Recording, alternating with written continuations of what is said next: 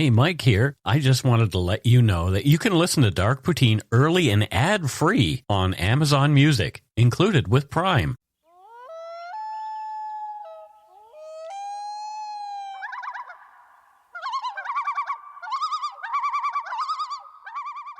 We are back for another episode of Dark Poutine. I am Mike Brown, and Matthew there is saying inappropriate things on the other end of our recording. So, boy, oh boy. Hello, everybody. Hi, Matthew. Hello, Mike. Long time. Long time no see. Mm. It's been a heck of a long time. You went to the bathroom and came back. So I did. Well, let's get on with this one. This is one that I've wanted to tackle for a while. Mm-hmm. It's a BC case with some interesting features. Anyway, let's get to it. The views, information, and opinions expressed during the Dark Poutine podcast are solely those of the producer and do not necessarily represent those of Curious Cast, its affiliate, Global News, nor their parent company, Chorus Entertainment. Dark Poutine is not for the faint of heart or squeamish. Listener discretion is strongly advised. We're not experts on the topics we present, nor are we journalists. We're two ordinary Canadian schmucks chatting about crime and the dark side of history. Let's get to it. Put on your toque, grab yourself a double and a Nanaimo bar. It's time to scarf down some Dark Poutine. You are responsible for obtaining and maintaining at your own cost all equipment needed to listen to Dark Poutine. Dark Poutine can be addictive. Side effects may include, but not be limited to, pausing and questioning the system, elevated heart rate, pondering humanity, odd looks from colleagues as you laugh out loud at work, family members not into true crime worrying about you. Positive side effects may include some perspectives and opinions that you disagree with, as well as some wokeness and empathy. If you don't think Dark Poutine is for you, consult your doctor immediately.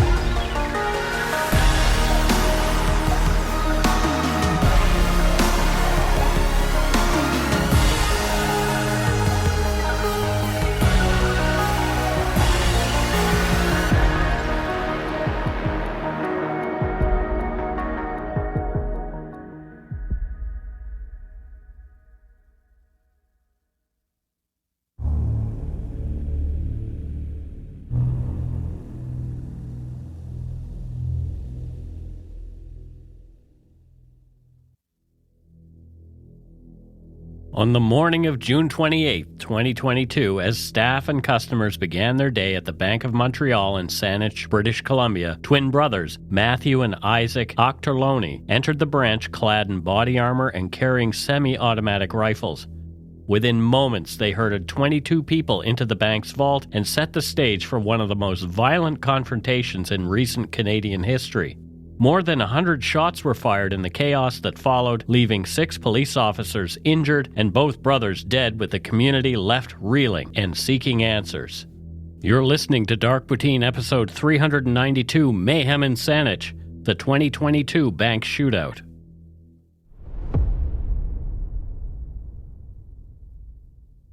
Shootouts have punctuated modern history, each one shaping the way police, media, and the public view armed confrontations.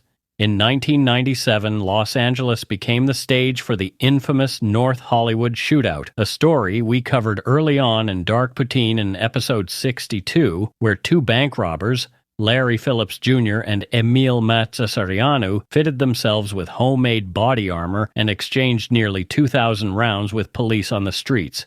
The escalation, driven by weapons illegally modified for automatic fire, ended only after officers armed themselves from a local gun store. The chaos and sheer firepower shocked the world and changed U.S. police armament policies.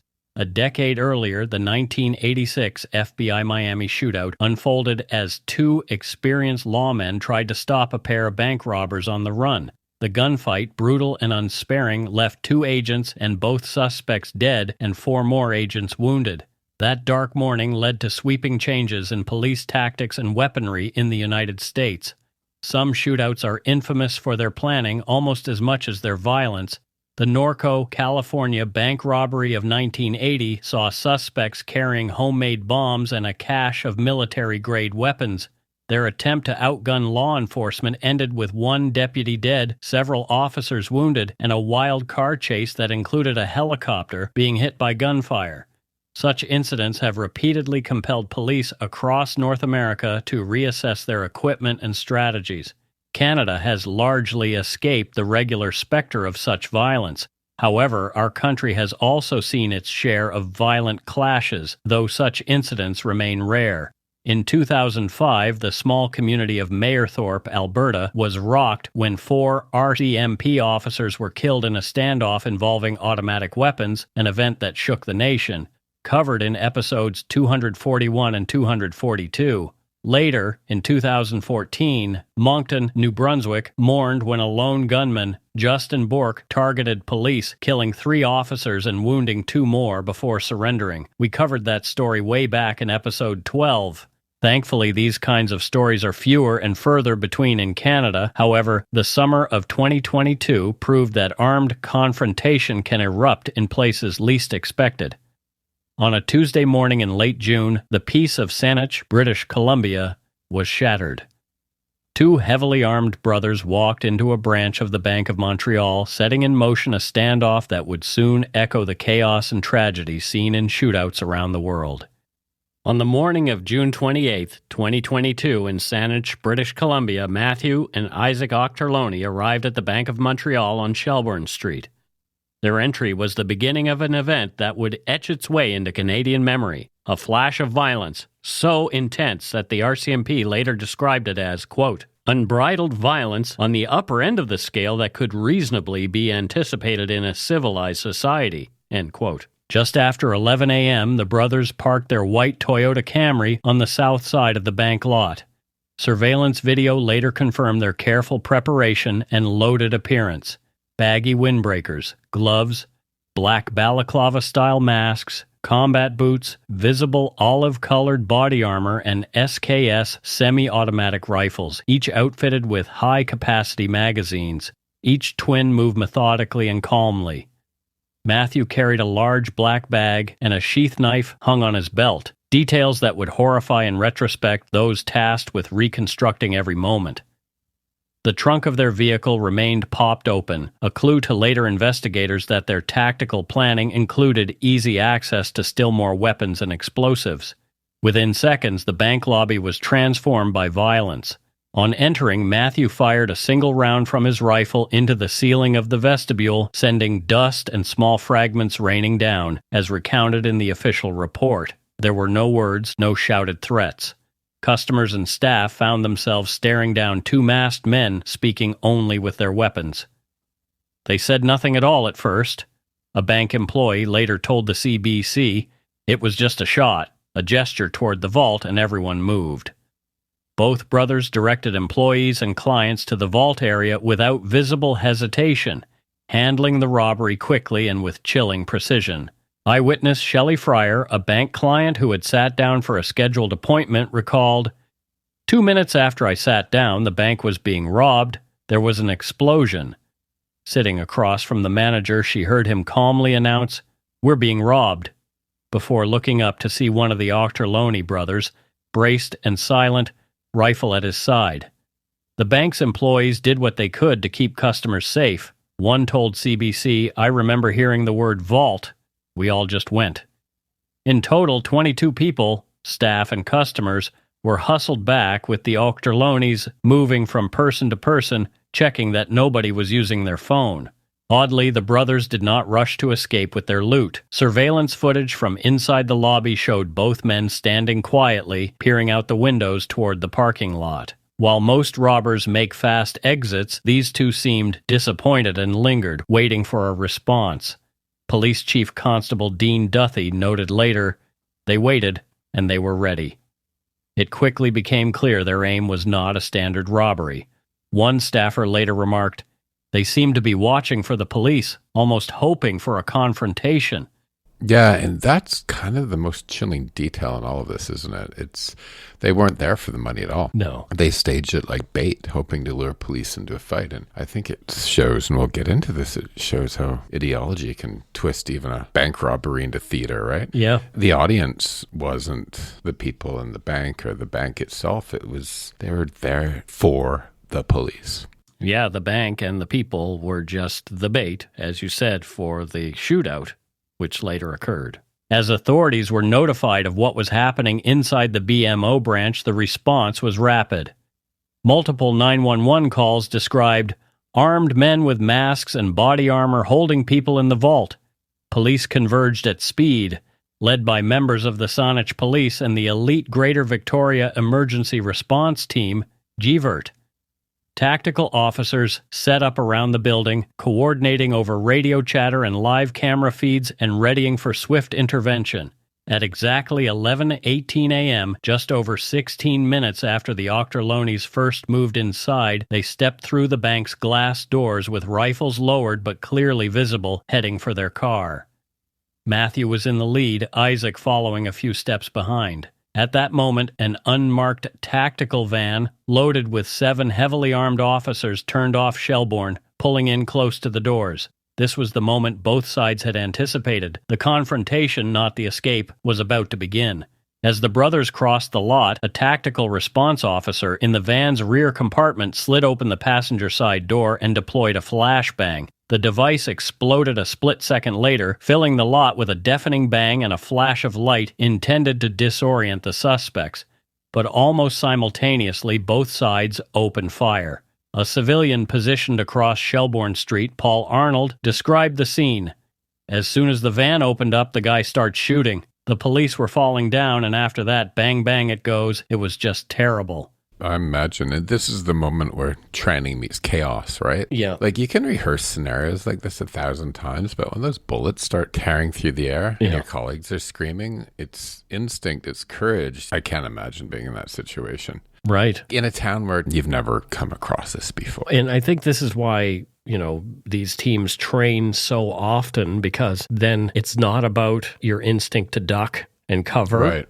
It's about your training takes over and you just do the next right thing until it's done, and then you have a big adrenaline dump and you probably are a puddle of tears on the floor.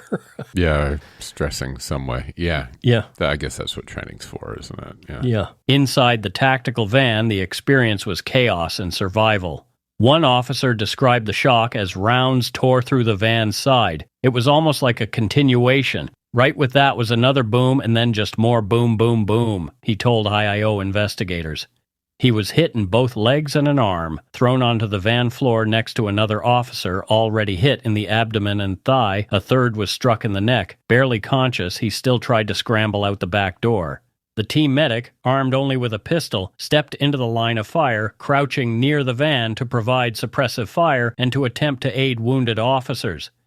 His confident, practiced movements were later described as remarkable courage under potentially deadly circumstances. The tactical sergeant, pinned in the van's front seat, emptied 28 rounds from his pistol through the windshield at the approaching twins before diving to safety. Saanich patrol officers rushed up the lot's north edge, guns drawn. "We were just trying to pull people out. Anybody we could, but there was lead going everywhere," one officer told the IIO team. All around, a cacophony. Radios blared calls for backup and ambulances. The staccato sustained fire drowned out shouts for help. 2 tactical officers, shot in the legs, fastened tourniquets while still under fire, working one-handed to slow the bleeding. Civilian witnesses ducked for cover or hugged the pavement. Among the chaos, bank staff and customers lay pressed to the floor, hearing the fury just meters away. Fryer later recalled, "You just hit the floor again and didn't know if you'd ever get up." Another customer compared the sound to war, not a robbery, a full-blown battle. The Auchterlonies split. Matthew veered west in the parking lot, firing at the crippled police van. He made it only a few steps. Police rounds from the south struck him in the head, dropping him instantly. Isaac continued firing even as police bullets hit home.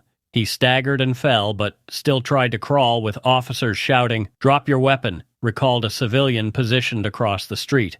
Isaac, determined and disoriented, attempted to reach another rifle lying beside Matthew. Believing a deadly threat was only moments from resuming, desperate police officers, unaware that Isaac's weapon had jammed, fired again, bringing the 22-year-old down. And that image of a young man crawling towards another weapon, even as his life slips away, is a stark reminder of how consumed these guys were with their, quote, mission. Right. This is obvious for them. Surrender was never going to be an option. And for police, hesitation wasn't either. They couldn't hesitate, the police. No. It's tragic on both sides. Yeah. These two young men just obsessed and just being stupid idiots. And then you have the lives of the officers permanently altered in an instant, right? Yeah. The toll was stunning. In under 2 minutes, more than 100 rounds had been fired. 6 tactical officers were seriously wounded, 3 requiring immediate surgery, 1 nearly dying from catastrophic leg wounds. The van's windshield was marked by a pattern of bullet holes, a testament to the scale of incoming fire. Emergency crews risked entering an insecure scene to rush the wounded to the hospital, using both police cruisers and ambulances. In the immediate aftermath of the shooting, chaos gave way to triage as police and emergency medical personnel scrambled to help the wounded. The parking lot was strewn with shell casings, shattered glass, and the sounds of sirens drawing closer. Tactical officers, some gravely hurt, were dragged and carried by colleagues to safety behind vehicles. Tourniquets were applied in the open, and bleeding was stemmed on the asphalt, often under the most dangerous conditions. Not caring to wait for ambulances that would themselves have been at risk, officers loaded several of the injured straight into patrol cars to rush them to the hospital. We loaded people into cars and just drove to the hospital. There was blood everywhere, people crying, but we just kept moving. One of the involved officers recounted to Independent Investigations Office investigators. The sense of urgency was shared by the medical staff at nearby Jubilee Hospital and Royal Columbian Hospital on the mainland, more accustomed to trauma and where the most gravely injured were transported by air ambulance. Emergency teams raced into action. Their swift work was credited with saving lives, a fact highlighted by Greater Victoria Police and public health spokespeople in press briefings. One officer, shot through both legs and in one arm, described his gratitude on leaving the ICU. Everyone on the hospital floor lined the hallway to the elevator. They all clapped and cheered me on, and it was such a special moment. They nursed me back to health, and it was truly a win for all of us. Yeah, and we often talk about frontline heroism, but the chain doesn't end here in the parking lot, right? The surgeons, the nurses, the paramedics became part of the same battle that day, but they used scalpels and sutures instead of bullets, and their victories measured in the heartbeats they're preserving that day. Right. Yeah. Is this person still kicking after we're done? Yeah. As soon as the twins, Matthew and Isaac Auchterlonie, were declared dead and the scene secured, Saanich and RCMP officers began the painstaking process of checking the bank and grounds for additional threats and suspects. Employees and customers, still huddled in the vault, were led to safety, many in tears. "You're safe. It's over," officers told them. One teller told CBC, "I didn't move for a second until I heard police voices. Then I just cried. It felt like it would never stop." Attention then turned to the Auchterlonie's vehicle, a white Toyota Camry, trunk ajar, parked just steps from the bank's main doors. Investigators suspecting the possibility of a third suspect or accomplice approached with extreme caution, mindful that the trunk could hold explosives or further weapons. Bomb squad members were called in, and after a careful search, the grim cache came into focus. Multiple additional firearms, magazines loaded with high-caliber rounds, and several improvised explosive devices. Images from the scene, later documented in court exhibits and the official IIO report, show a trunk packed with enough weaponry and ammunition to have prolonged the firefight by hours had the brothers survived even a few minutes longer. Yeah, and that discovery in the trunk changes the scale of what we're talking about here. This wasn't just a brief shootout. It could have been a massacre. And the fact that it ended in a few minutes wasn't luck alone. It was the result of these officers absorbing fire and refusing to let the situation spiral even further. Yeah. Right? These police, with their bodies stop something worse even happening. Yeah. Ballistics teams worked through the afternoon, tracing bullet trajectories from both the suspects and police.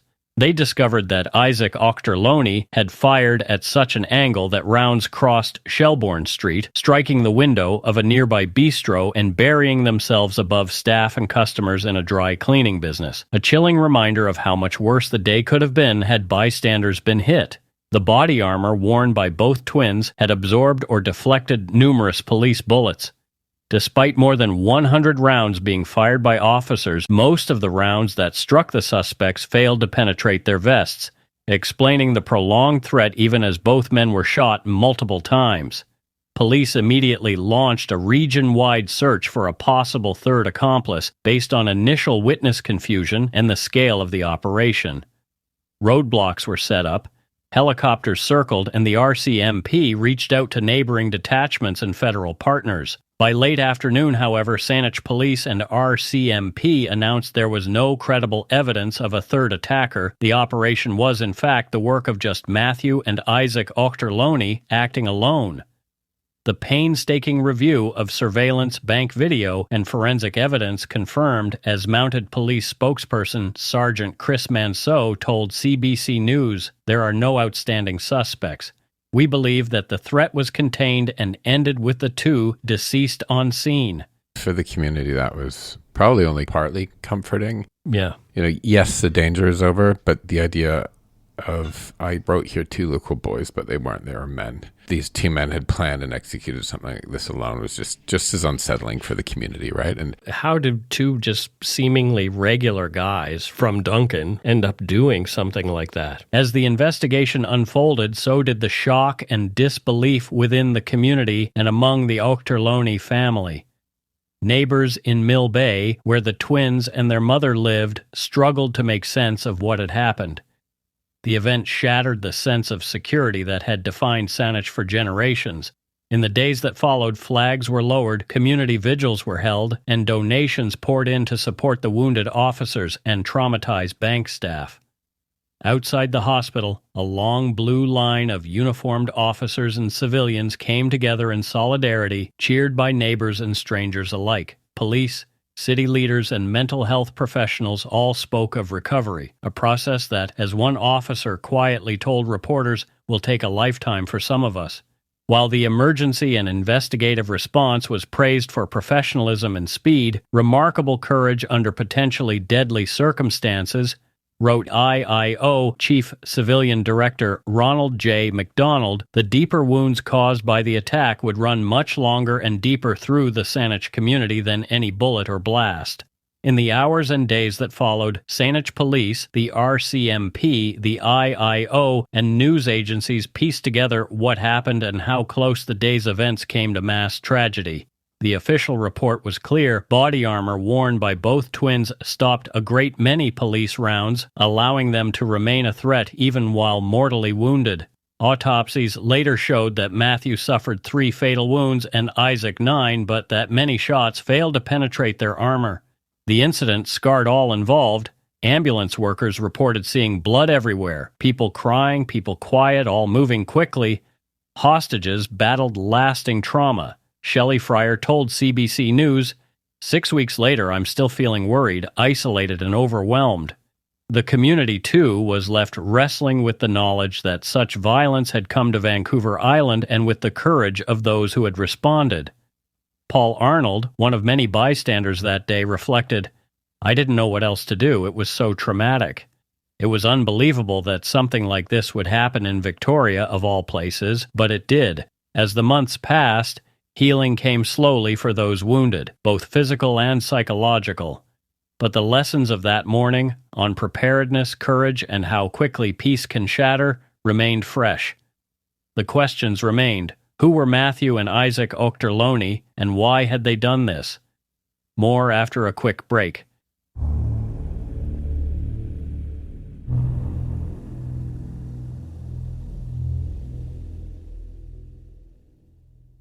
And we are back. Matthew, thoughts so far at the halfway point? I think what's really the most unsettling about the Saanich shootout is the way it kind of scrambles our sense of normalcy. Mm-hmm. We want violence to have some sort of weird, clear border, right? Like A clear motive, all of that kind of thing. yeah, over there, not here, with strangers, not neighbors, in war zones, not suburban banks, right? Right. I get what you're saying, yeah. But these brothers collapsed those boundaries. They were these local young men raised in a small Vancouver Island town, known more for their silence than any menace. And yet they carried enough firepower to turn a quiet Tuesday into something that resembled a battlefield, right? And yeah, it leaves us with hard questions about how radicalization takes hold in the shadows, not through organized terrorist cells or dramatic speeches, but through a drip of discontent, a shared echo chamber between the two brothers, and probably an echo chamber of what they're looking at online as well. Yeah, like TikTok, there's all kinds of people spewing weird stuff Wherever, all over right? the place. And the easy availability of weapons that make grievances lethal, right? Mm-hmm. And their story isn't one violent morning. It's about, in a way, the fragility of our assumptions, that peace is permanent, that neighbors are harmless, that ideology is always somewhere else, right? And the truth is more uncomfortable. Violence doesn't always come from the outside. Sometimes it grows right beside you, slowly and silently. That's not scary at all. Matthew and Isaac Auchterlonie were 22-year-old brothers from the quiet town of Duncan on Vancouver Island. Born in 2000 as part of a set of triplets, they shared a close bond not only as twins but also as siblings to a sister, a detail confirmed by multiple sources who knew the family. The Auchterlonies attended Francis Kelsey Secondary School in Mill Bay, where they were, as former classmate Courtney Dugan recalled, super quiet and kept to themselves. They were always at the back of the class. They never really said much. They were nice kids, even though they were really quiet. Dugan found the news of their deaths to be a tremendous shock for the community, saying, "It's a pretty tight community around here. It hits hard." After high school, little was seen publicly of the brothers, who increasingly withdrew from wider social circles. Their social presence was limited. Neighborhood sources in Mill Bay described them as enigmatic, saying, "The fact that we never really knew them, they must have really kept to themselves." Their immediate family was described as well known in the area, but Matthew and Isaac's activities went largely unnoticed. Police investigators later confirmed neither brother had a criminal record, nor were they known to officers before the shootout. The twins' isolation deepened as they entered adulthood. At some point post-graduation, Matthew attempted to join the Canadian Armed Forces. He was rejected after failing the Canadian Forces aptitude test. According to an official statement from the Department of National Defense, Isaac did not apply for full enlistment, but reportedly completed a day-long introduction experience called Soldier for a Day in 2018, which offered participants only a basic glimpse into military life. According to a Capital Daily article by Cameron Welch and Jimmy Thompson, a Canadian Forces spokesperson said, "The Soldier for a Day program aims to inform people about how the Canadian Armed Forces members are trained and some of the things they do as part of the CAF. For instance, participants are often given a tour of the local base, they may experience a portion of the annual fitness test, and are shown some of the equipment that is used," the spokesperson wrote. "They do not participate in any firing or manipulation of live guns or any other weapons." Investigators noted that the brothers lived at home with their mother and worked together in manufacturing jobs in the months before the attack, pooling their income essentially to acquire weapons, ammunition, body armor, and other tactical gear. They appeared to lead lives almost entirely entwined with one another, spending virtually all their time together and becoming, in the words of several sources, isolated and socially withdrawn. Police would later state that their family, stunned by the events, had been cooperative with the investigation. However, it is unclear how much anyone outside their tight, brotherly bond understood about their day-to-day lives or private beliefs. Their isolation was mirrored in their online footprint. Isaac, in particular, maintained an Instagram account at Isaac Auchterlonie 867. It was later removed, but according to media reports, featured a mix of historical wartime images, photos of firearms, and posts that referred to him as a patriot and World War II Pacific War enthusiast. The account left little doubt about his fascination with weaponry and history, but not much else about his beliefs or political leanings. Despite living in a small community where everyone knows everyone, as Mill Bay local Tamara Brennan observed, Matthew and Isaac were largely unknown to the majority of their neighbors. Brennan described Mill Bay as a very calm place to live, but noted the fact that we never really knew them. They must have really kept to themselves. What friends and previous acquaintances from school and work could recall did not hint at violence. The few who spoke to the media described the twins as nice, shy, and quiet. Professionally, the Auchterlonie's last public tie to the world was their shared employment at a local manufacturing company. The business, which has not been publicly named, reportedly provided the funds that the brothers used to purchase firearms and tactical gear, a pattern noted as unusual given that neither appeared to spend money on any other visible hobbies or social pursuits. They quit their jobs shortly before the events of June 28th, a move that would only later be seen as a sign of what was to come. At home, there were no calls to police, no warnings to schools or employers, no visible red flags to neighbors. Their closest associates, mainly each other, became their entire social world. As police reports later summarized, the twins were socially isolated and spent all of their time together. To the outside world, there were no reports of substance abuse, no outbursts, and no criminal history, only a growing private world focused on firearms and shared beliefs. It was only in the aftermath of the Saanich events that the depths of the Auchterlonie's isolation became clear. RCMP and Vancouver Island Integrated Major Crime Unit investigators searching through their backgrounds found a pair who, over several years, had grown increasingly reclusive. Aside from their triplet sister, whose presence is noted in news reports but whose story has not been made public, there was little evidence of other strong relationships. The final portrait that emerged was of two young men who lived almost entirely in each other's shadows, sharing jobs, social space, and an outlook that cut them off from most of their community. As former classmates and neighbors repeated, they kept to themselves, they were never a problem, and nobody saw this coming. A reminder, in the words of Royal Canadian Mounted Police spokesperson Alex Berube, that there are still many outstanding questions and investigation efforts that need to take place in order to fully understand what took place and why.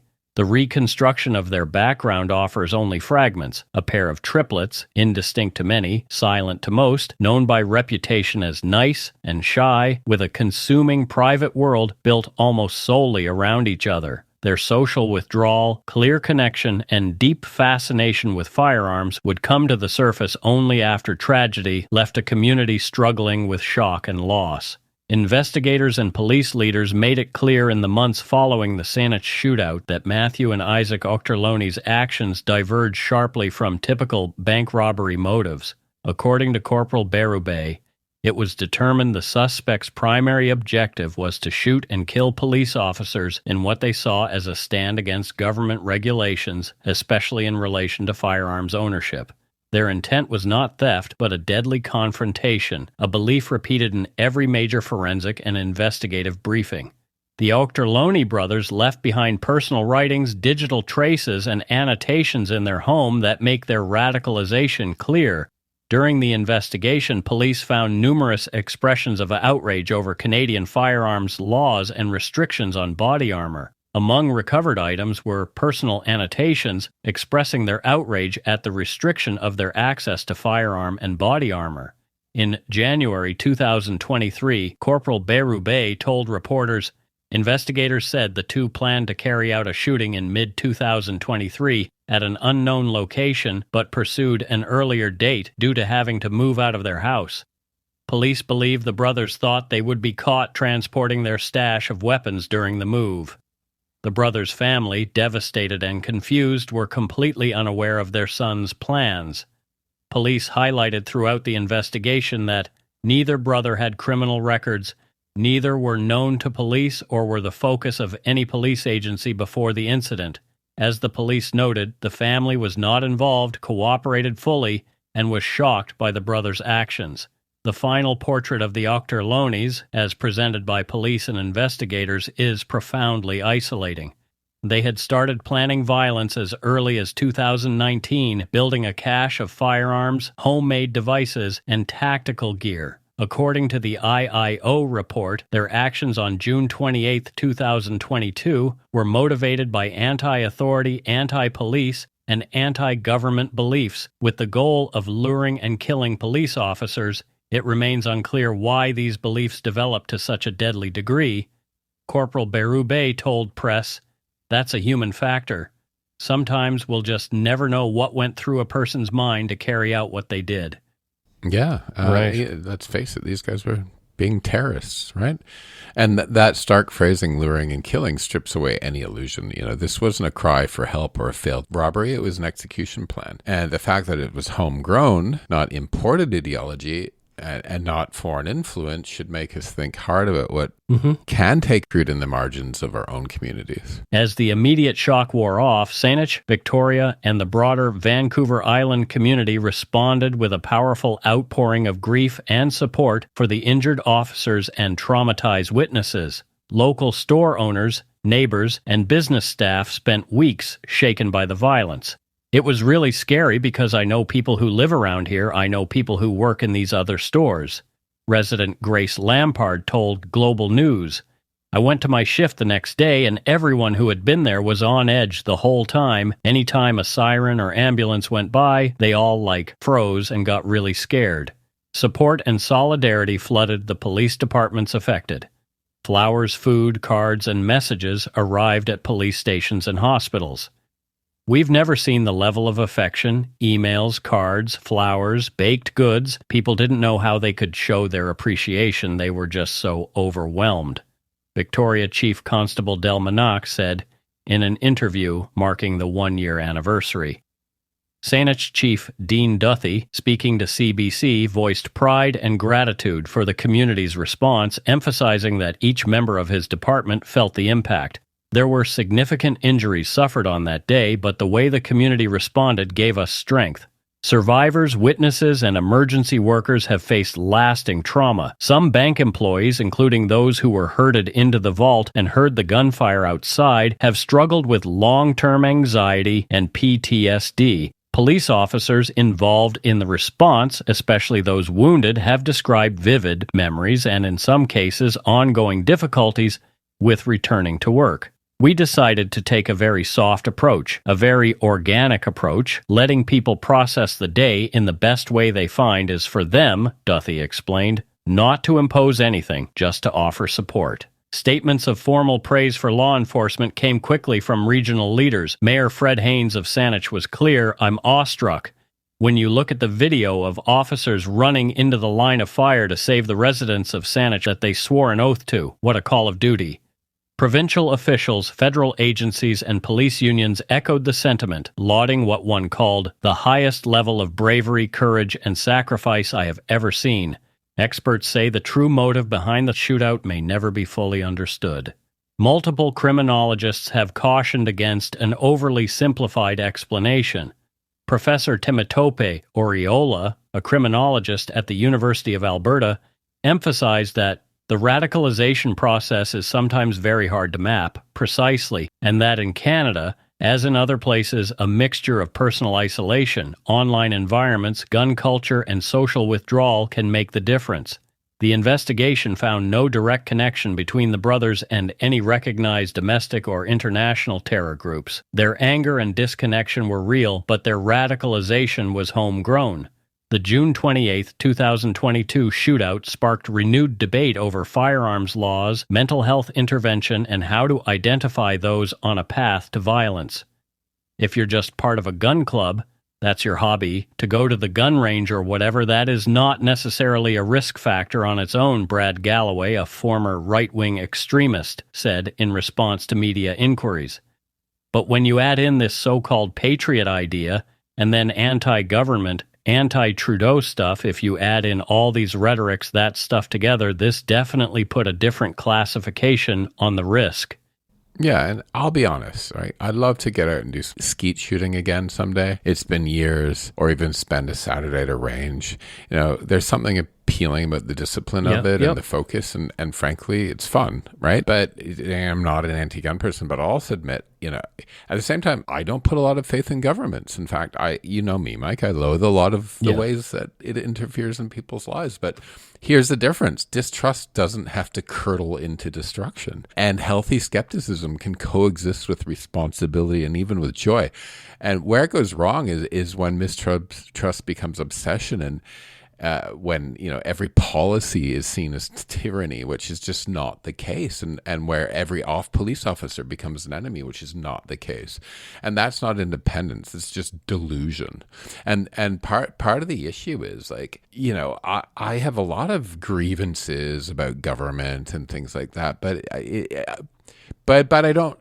don't make like every policy being like this act of tyranny. It's just like, calm the hell down. But you do something about your feelings. I write to my MP. Right. Right. That's what they're there for. Or I picket in front of consulates and stuff like that. Have you picketed in front of a consulate? Yeah, the American one a couple months ago. About the tariffs? No, about 51st. Oh, that's something that I don't agree with either. Anyway. Yeah, so I went down and picketed in front of the... Didn't you know that? Yeah, nope, you didn't tell me that. Yeah. Anyway, you should have invited me along. I would have come down and take pictures. The IIO's conclusion after their investigation was unambiguous. Lethal force used by police was necessary and reasonable given the clear and imminent threat of death or grievous bodily harm. Officers showed remarkable courage and should be commended for what they did, wrote Chief Civilian Director Ronald J. McDonald. The fact that the man's name was Ronald McDonald is not lost on us. He continued, their actions protected not just themselves and their colleagues, but the public at large.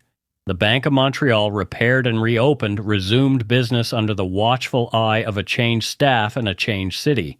On the anniversary, Chief Duthie and survivors spoke at a small event.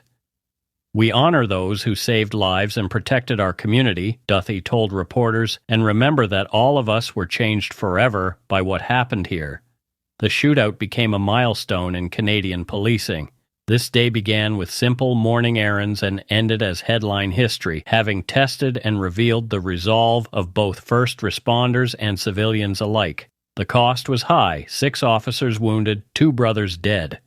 But those who survived and those who bore witness would, as one survivor put it, carry it with us always, a reminder to be grateful, to be vigilant, and never to take another morning for granted. And that's it for Dark Poutine episode 392, Mayhem in Saanich, the 2022 bank shootout.